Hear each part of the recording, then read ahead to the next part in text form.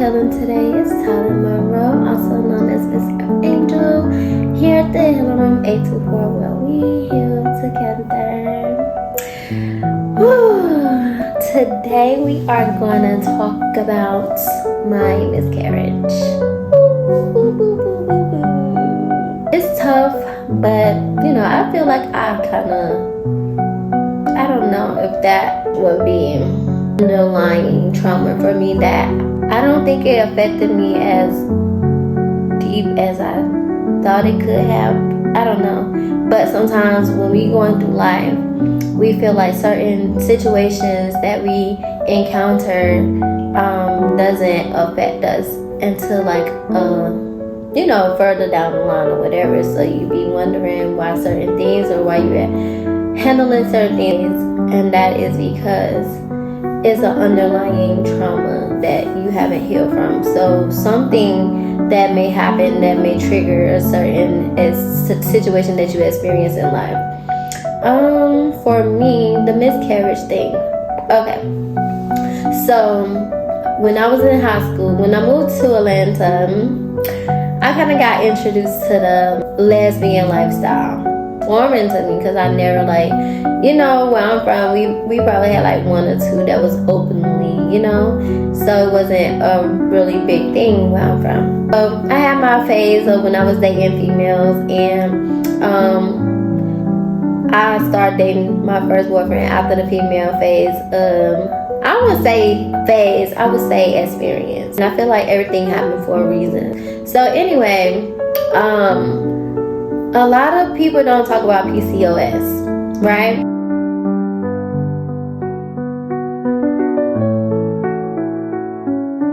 I did not know what PCOS was. I was dating females, right? So what I'm trying to get to is my cycle became irregular.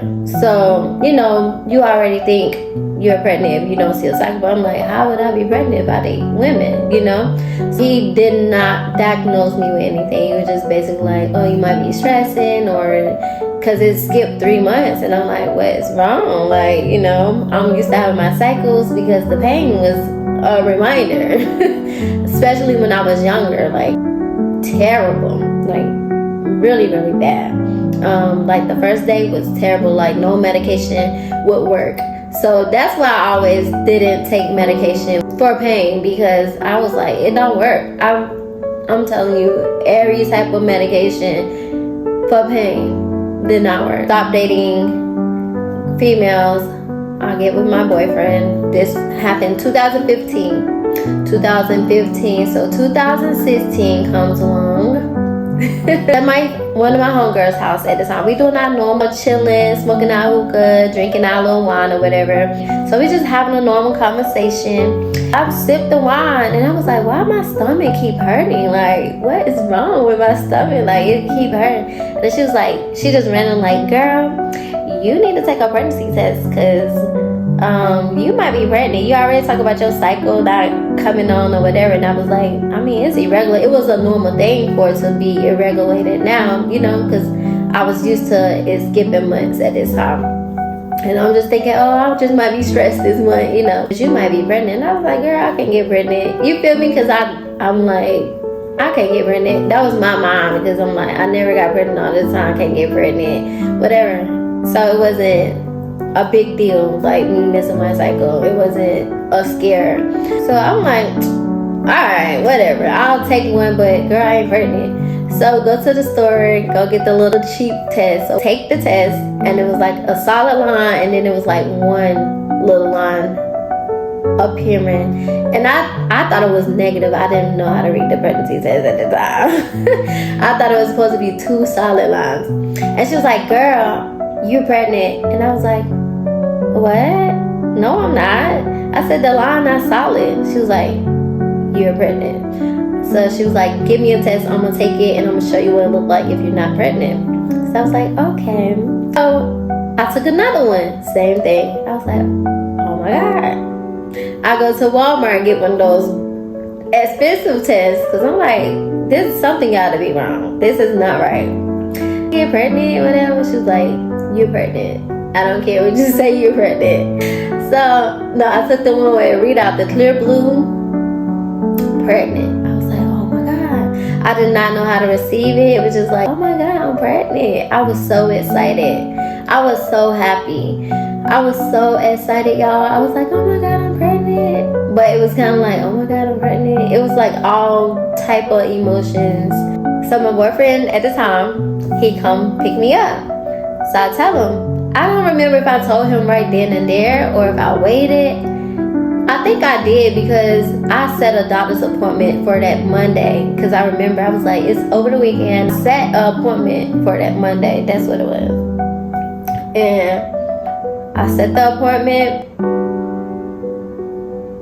I was pregnant. So I'm just overly happy. At this time, you know, you're naive. You don't really know about spirituality and how people can wish bad on your life and people can hate and people can really disrupt your blessings if you speak too soon. You know what I mean? So it's very important to watch what you say, watch what you share, because you don't know who is really against you, you know?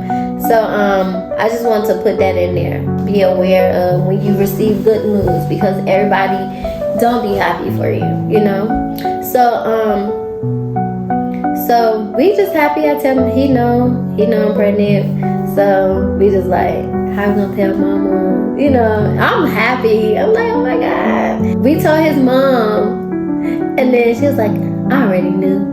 I was like, no you didn't, Mom. No you didn't. She was like, I knew. I think it was like Christmas. It was Thanksgiving. She was like, I knew then. She knew already. She was waiting for us to tell her, pretty much. And I love Mama. That's my baby. And I was like, how you know? I didn't even know. So how you know? She was like, oh, I knew. So we was happy, and then you know, time just going by. I ain't drinking, doing that thing, you know, it changed everything. Cause you know, you got a little bundle of joy in there. I'm just like, oh my God, I'm pregnant. I tell so many people, I'm telling everybody. When I am overly excited, I just like to share the good news. Like, I'm telling everybody, oh my God, guess what? I'm pregnant. Girl, oh my God. Just telling everybody that called my phone, I'm pregnant. I'm early on. But I wasn't wise. I was not wise then, you know, and I know better now. But you live and you learn. And I'm just telling everybody, like, oh my God, I'm pregnant. Oh my, I'm pregnant. I call it everybody. Everybody like, oh my God, you know, everybody not happy for you, though. Went to my first checkup or whatever. I think I was probably like, supposed to be like around 6 weeks or something like that. And yeah, and the lady couldn't find a heartbeat. It's like, come back in 2 more weeks, and I know you would be 8 weeks, but I know you should be able to hear a heartbeat or whatever. So I'm waiting, you know. I'm like, oh my God. So now you're getting a little worried, because you're like, well, you should have been able to, but just to ensure that we're gonna wait for at your 8-week mark. So I'm like, okay. So I go back to and it's still no heartbeat. So I'm like, oh my God. So she just sent me on my way. And I was like, all right, we just gonna wait a little longer. I was in church, it was a Sunday. And my stomach just was hurting so bad. So me and my boyfriend, we left and we went to the emergency room. When I got to the doctor, they said, you having a miscarriage? And I was like, oh my God. I was just like, blank face. No, I didn't know how to feel at that moment. And I was just so happy. I told all these people. I was really ready to see my, you know, like, I was really ready to go through that experience. And it was sad. So they was like, I was like, so what happened? It was like, it's nothing that you did wrong. You know, you're good. Nothing that you did wrong. It just happens sometimes. And I was like, okay. Sad. So all those hormones. And at the time, I felt like my boyfriend didn't care. He he said he did care, but he didn't show no type of emotion towards me when I needed it at that time. You know, I am already emotional, so that was like overly emotional, the hormones, and it just was like I felt the type of way. I'm like, dang, you don't care that I had a miscarriage? But he have kids already, and I love them. They my babies, and I was like, dang, you don't care I had a miscarriage? He was like, no, it's not that I don't care. It's just, it really, I don't know. You know, men, they show their emotions differently. But I just didn't feel I didn't feel like I was receiving the comfort that I needed. So I kind of held him accountable of that. But maybe he didn't know how to express it in that moment, you know? So I was at my sister's house around this time. And before walking to her house, I was just sitting outside in the car. I was looking in the sky, and I just started crying. And I was like, boo-hoo crying. And I was like, I see my baby. I see my baby. Yeah. And I was just crying. I was listening to cranes in the sky, right? And God just told me that it was okay. And he told me that you remember when you prayed this prayer, I wanted my babies to be born into wealth. And I wasn't in that space at the time.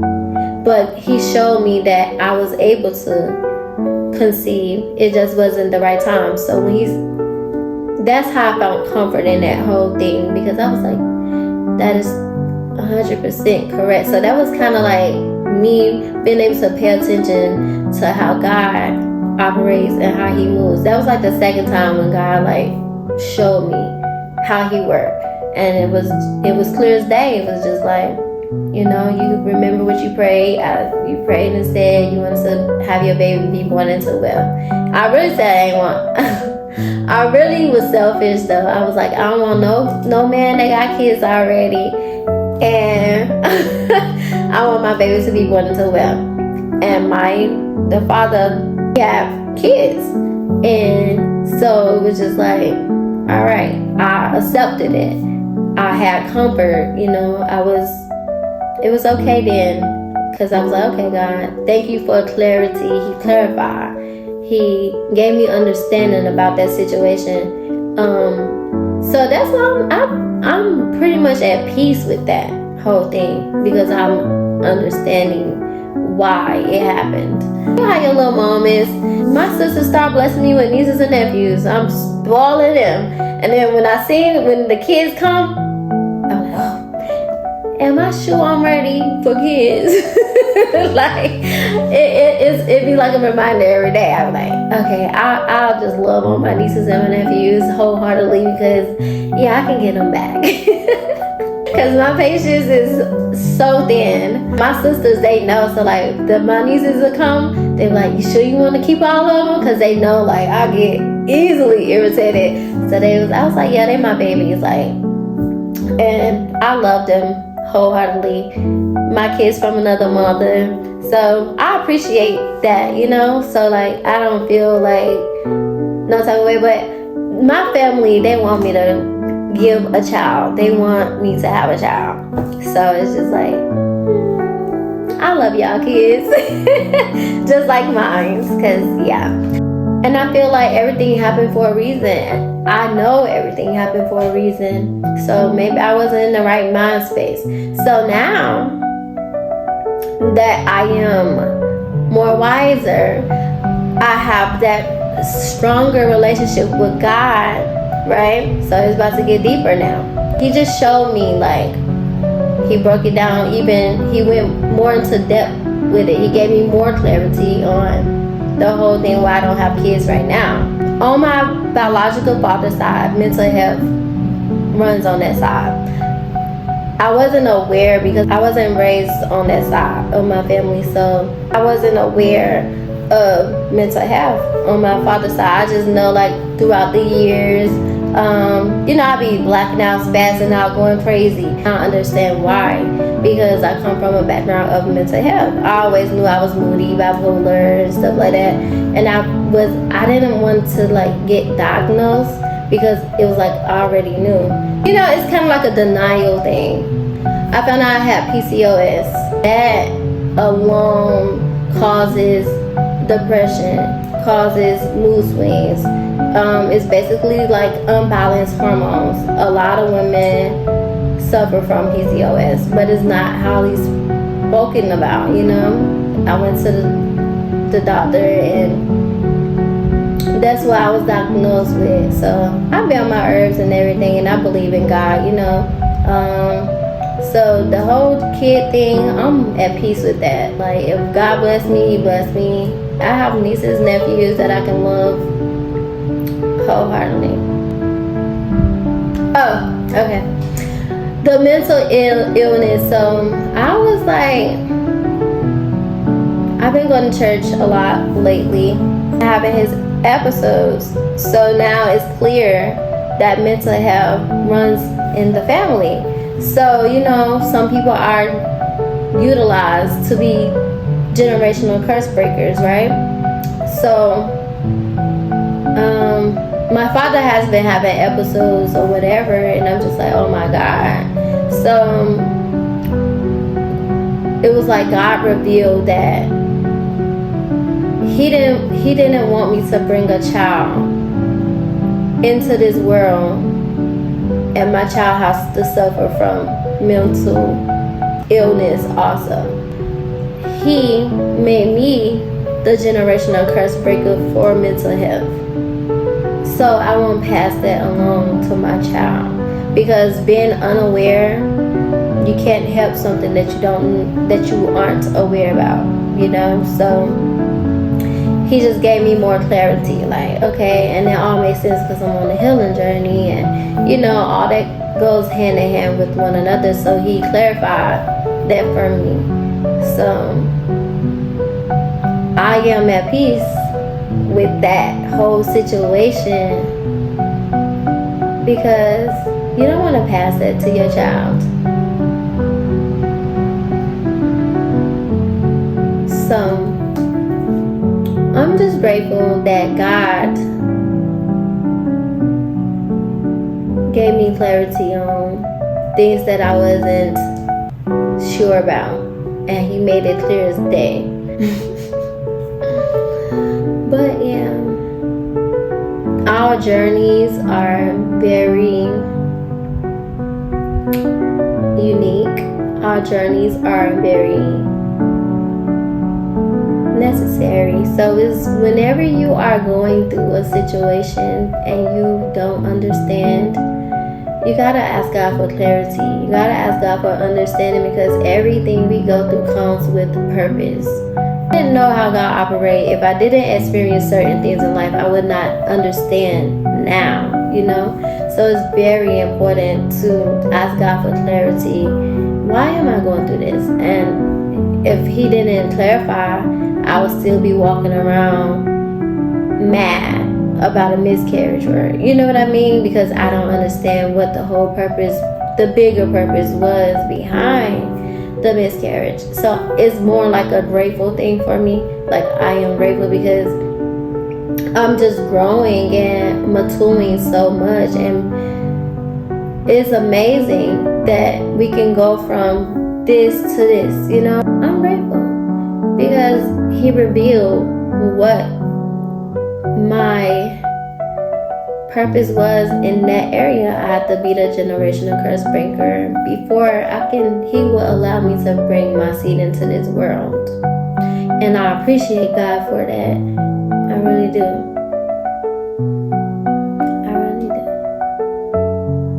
I appreciate how He communicates with me. I appreciate Him for allowing me to be able to pay attention to the signs, for me to be able to understand when He's speaking, when He is in the midst of a situation, instead of like being mad about it, but understanding the whole bigger purpose.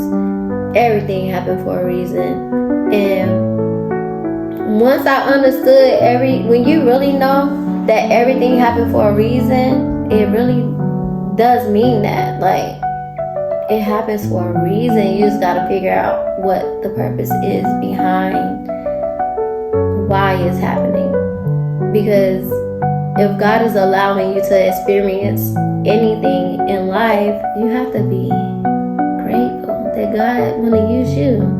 Ones that God chooses to use, really go through it. The trials, the tribulations be overwhelming. But He gives us the strength, and that's what God gives His toughest battles to His strongest soldiers. And it's true, like literally true. I should have been dead and gone a long time ago. Some of the situations I put myself in, like, I should not be here.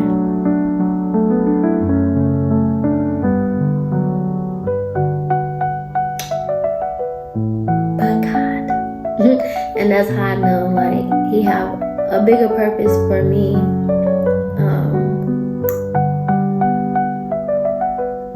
He separated me to elevate me. If I would have never left, I would have still been stagnant. I would not have been who I am today. So I'm grateful. So the next thing we're going to talk about, what happened to me in 2024. After the whole Vegas move and now. So that would be what we would talk about next time. Thank you guys for listening. I love you guys so much. And anybody that's going through a hard time, just know it don't last forever. Continue to pray. Continue to seek God. Continue to ask God for clarity. Continue to ask Him for understanding, because what I've learned is that when you are actually going through the test, God's not going to reveal that you are going through a test. He's not going to reveal why you're going through it until you overcome it. So just always keep that in mind. When you are going through a situation that seems like you cannot get out of, just know everything is not the enemy. If you have a relationship with God, that's how God tests you to see if you trust Him, to see if you have faith in Him, to see if you a true believer, to see if you are His child. He will literally strip everything away from you just to test you. And the blessings after is beautiful. And I just want y'all to know, like, stay down, stay prayed up, continue to walk in faith. And God got you, I promise. No matter what it look like. The unknown is very scary because, I've been there. I be there. Like, the unknown is scary. It's hard to walk in life not knowing what's gonna happen next, especially when everything just seems to be going bad. You know how you like, dang, this is always something. It is always something. It is surely always something, but you are more than a conqueror. God strengthens us. He blesses us. He allows us to make it through the next day. So just be grateful for everything. Do not get on these social media platforms trying to compare yourself with the next person. You might think they might be doing good, and you don't know what those people are going through behind closed doors. People, the high functioning depression people, you look at them, you don't even tell they depressed. Because they are pouring so much into you. They are so strong. They appear to be strong. They appear to always be happy. They appear to just have it all figured out. But you don't know the hell they go through behind closed doors. I'm telling you, the nights of feeling lonely, the nights of feeling suicidal, the nights of just wanting to end it all, bruh. The long nights crying, the lonely nights, the nights or the days where you just feel like nobody is there. You can be around all these people, but yet you feel so alone. It's okay. It's okay. You will get through everything. Just continue to trust in God. Continue to have faith in God. He loves us. He lives within us. Thank you guys for coming to Healing Room 824, where we heal together.